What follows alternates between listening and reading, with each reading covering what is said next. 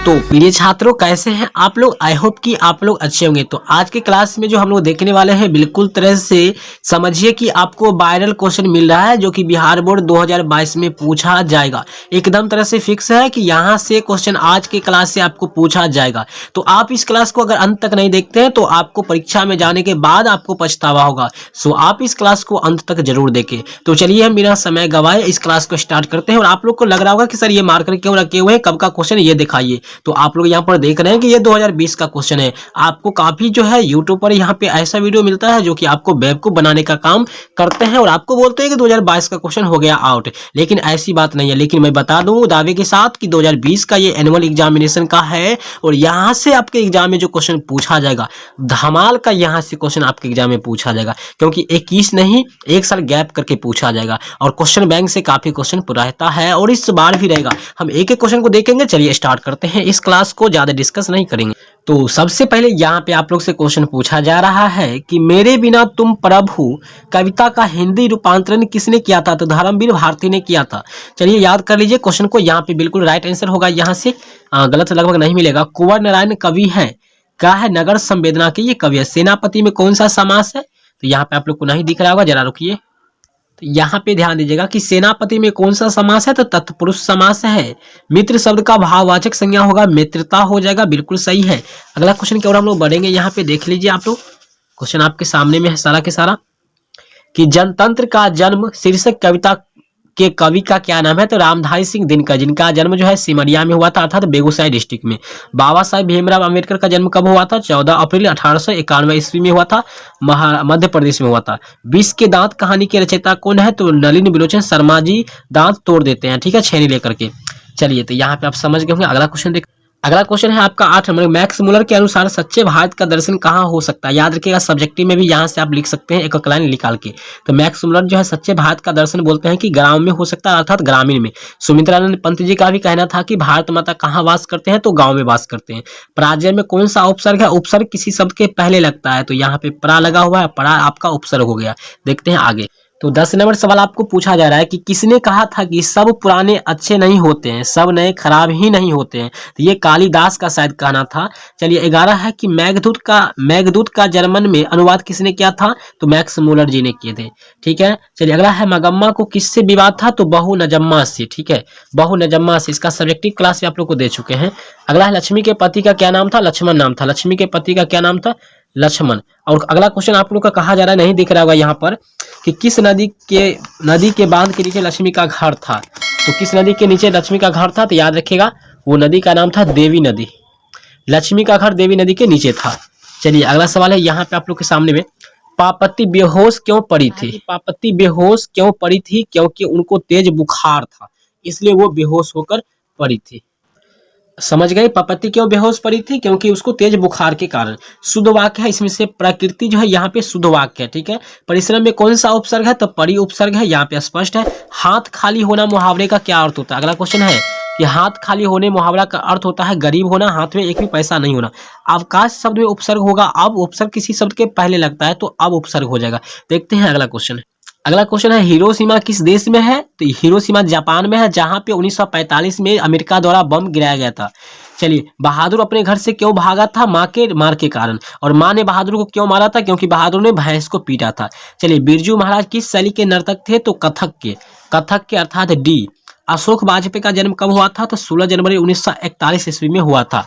चलिए अगला क्वेश्चन है कि विलन में क्या था? विलन में एक छोटा सा गाँव था, ठीक है। बिलन में एक क्या था? एक छोटा सा गांव था। देखते हैं अगला क्वेश्चन। जो भी क्वेश्चन यहाँ पर देखिए थोड़ा मिस्टेक होता होगा वो आप लोग कमेंट करके बताइएगा। हमारी नींद कविता कहाँ से ली गई है? ये दुष्चक्र के अस्त्रष्टा से लिया गया है। शिक्षा और संस्कृति किसकी रचना है? तो शिक्षा और संस्कृति गांधी जी की रचना है। यहाँ पे हो जाएगा आपका महात्मा गांधी, बी ऑप्शन हो जाएगा। नहीं मारे हैं बच्चे।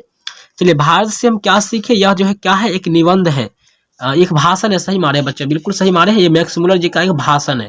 मैक्स मुलर को वेदांतियों का भी वेदांती किसने कहा था? स्वामी विवेकानंद। बिल्कुल राइट है, 100% सही है।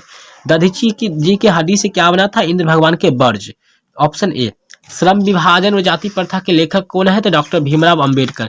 देखिए श्रम विभाजन, श्रम करने का मतलब होता है मेहनत करना, मेहनत करके आप लोग डॉक्टर बन सकते हो, तो इसलिए डॉक्टर भीमराव अंबेडकर याद रखिएगा।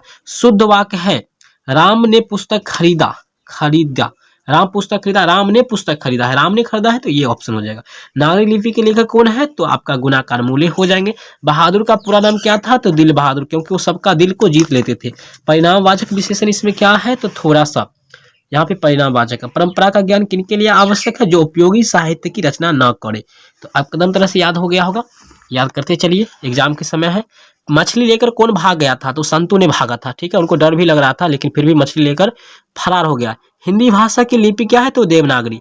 इसी प्रकार मराठी भाषा क्या है, तो भी नागरी लिपि। संस्कृत का लिपि क्या है, तो भी देवनागरी। लेकिन इंग्लिश का रोमन होता है, उर्दू का फारसी होता है। बिरजू महाराज के चाचा का क्या नाम था, शंभू महाराज इनके चाचा थे। पूछा जाता है कि बिरजू महाराज और शंभू महाराजा में कैसा संबंध था महाराज में, तो चाचा भतीजा का, है ना। जाराशाही कहाँ थी, तो जाराशाही जो है रूस में था, ठीक है ना। जार किसको, रूस के सम्राट को हम लोग जार बोलते हैं ना, रूस में था। तो दोहा किसकी रचना है, दोहा जो है गुरु नानक जी की रचना है। ऑप्शन हो जाएगा डी, ठीक है ना, डी। चलिए हम देखते हैं अगला क्वेश्चन 41, ठीक है।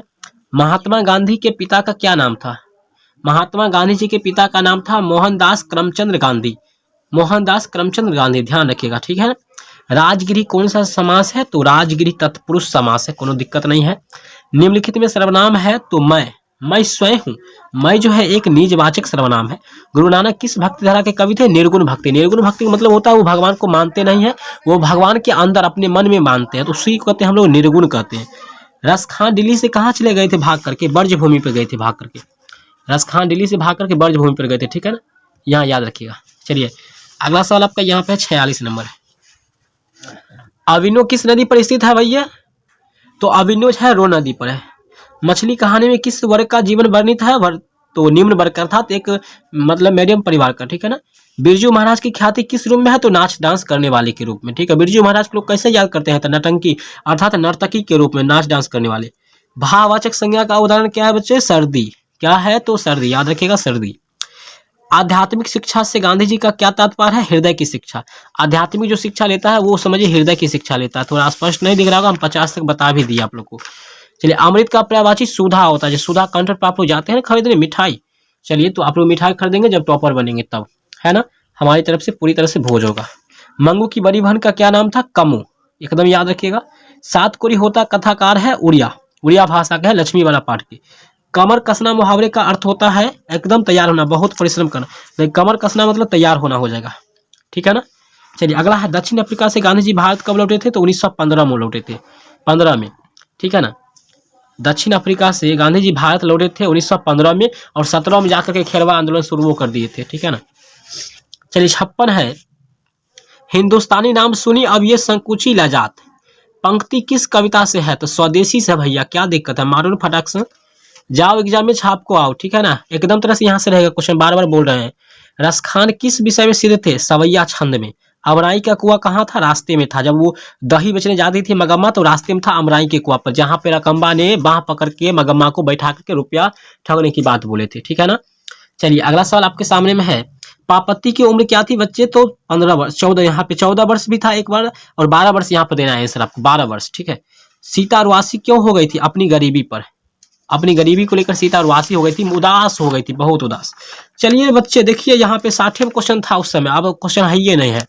तो चलिए ये क्लास आपको इन हो गया है, 60 है, और हमारा दावा है यहाँ से आपको कम पूछेगा क्वेश्चन तो 20 रहेगा, समझिए कि ये आउट क्वेश्चन है, नहीं रहेगा आप आइए, हमारा चैलेंज है 100%, ठीक है। कम से कम यहाँ से आपको 20 नंबर मिलेगा। तो मिलते हैं अगले वीडियो में। अगर इस तरह की क्लास चाहिए आपको तो कमेंट करके बताइए, और मिलेगा तो यहीं से मिलेगा आउट, है ना।